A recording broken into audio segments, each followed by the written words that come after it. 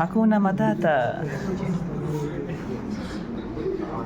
দেখো এক্সপেরিয়েন্স। আগে এটা রোহিত নেওয়া লাগবে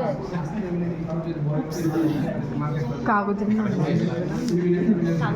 হাত চুল নেই বলে এরকম করতে পারছি না। চারবাস দিয়ে স্যাম্পল বের করে। আমাদের এই যে স্যাম্পল কাটা হয়েছে 30 সেন্টিমিটারটা স্যাম্পল টেমপ্লেট দিয়ে আমরা স্যাম্পল কাটছি। এখন এই যে স্যাম্পলকে 4 বাস দিলে আমাদের সেন্টার পয়েন্ট বের হবে, অথবা আমাদের এই যে টেমপ্লেটের মাঝ বরাবর সেন্টার বরাবর পিন দিয়ে আমরা মার্ক করে নিতে পারি। এটা ভালোই তো, ওটাই সুবিধা। আমরা 4 বাস করে করতে পারি, অথবা এই সেন্টার পয়েন্ট বরাবর যে হোল আছে হোলের মধ্যে পিন দিয়ে আমরা এটাকে সাপোর্ট দিয়ে মার্ক করে নিতে পারি।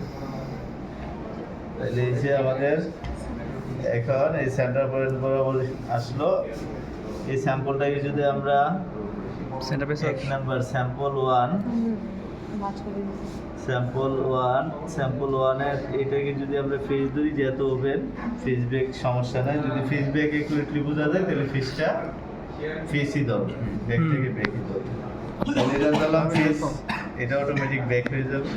তাহলে আমরা দুইবারই একটা স্যাম্পল থেকে মান নিব, দুই পাশে ও একটা ফেজের একটা এইভাবে জোড়াই দিব সাপোর্ট দিয়ে, আবার ব্যাকে যখন নিব এইভাবে সাপোর্ট দিয়ে দিলাম। জি সেম এটা হচ্ছে আমাদের স্যাম্পল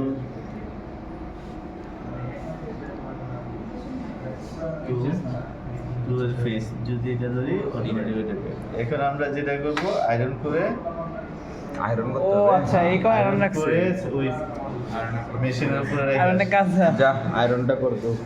ওই যে আয়রনটা আয়রন করে আবার ইয়াটা একটু ঠিক মতো রাখেন।